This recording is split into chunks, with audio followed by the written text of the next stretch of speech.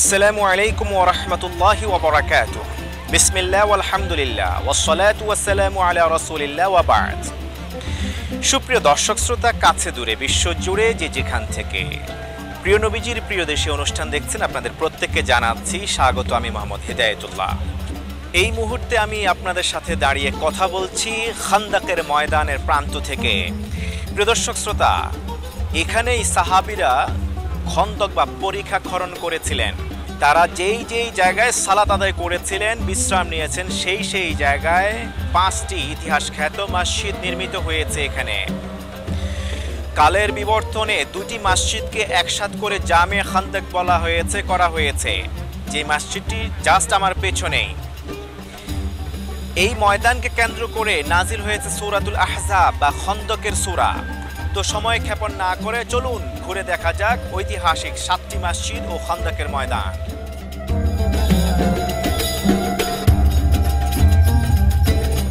Live Islamic আলোচনা শুনতে download নূর app, রবি।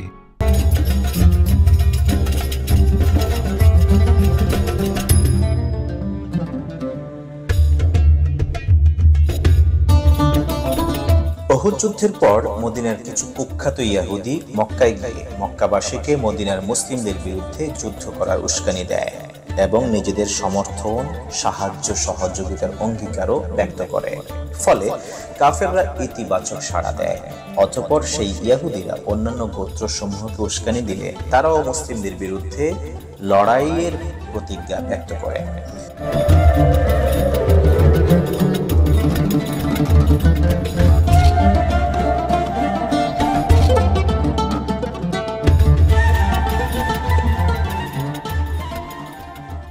পরিকল্পনা অনুযায়ী মুশরিকরা প্রত্যেক এলাকা থেকে মদিনা অভিমুখে রওনা দেয়। 10,000 যোদ্ধা সমবেত হলো।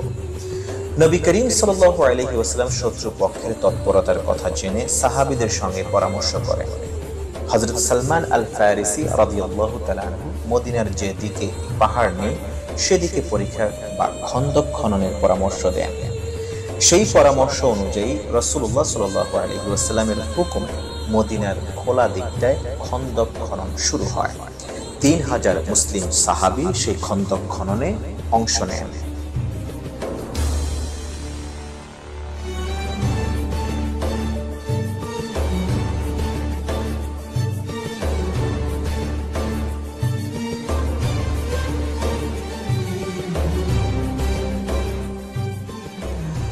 রাসূলুল্লাহ সাল্লাল্লাহু আলাইহি ওয়াসাল্লাম নিজেও এতে অংশ নেন।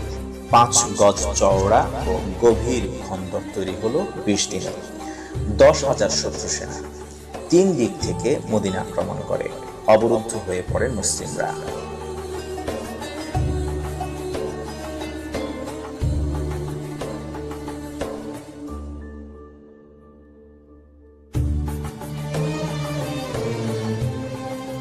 প্রধানত তীরের লড়াই চলতে থাকে। পরিখা খনন খন্দক পার হবার বহু চেষ্টা করেছে শত্রু সেনারা।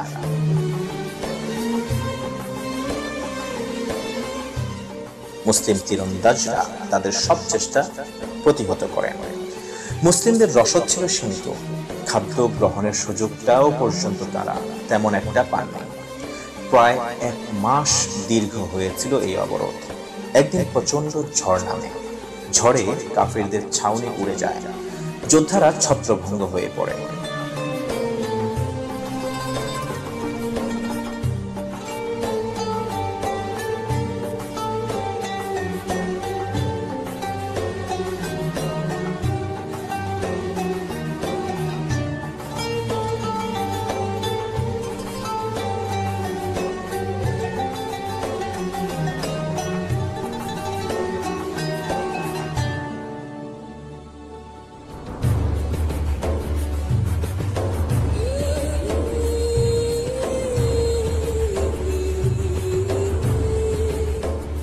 অবস্থা বেগতিক দেখে ইহুদিরা আগে কেটে পড়ে।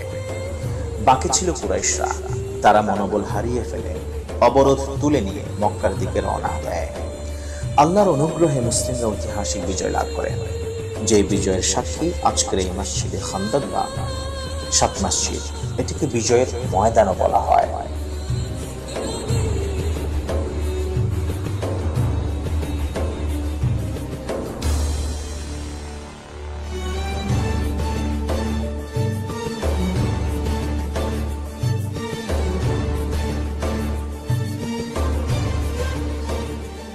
এই মসজিদটির পেছনে যে পাহাড় রয়েছে সেই পাহাড়ের পেছনেই পবিত্র মসজিদে নববী।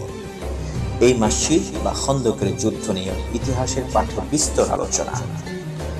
এটি হিজরি ৫ম সালের ঘটনা।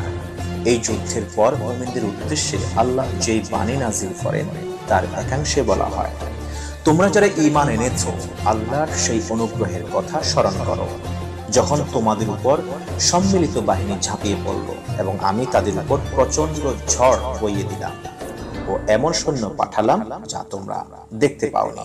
সূরাতুল আহজাব আয়াত ৯।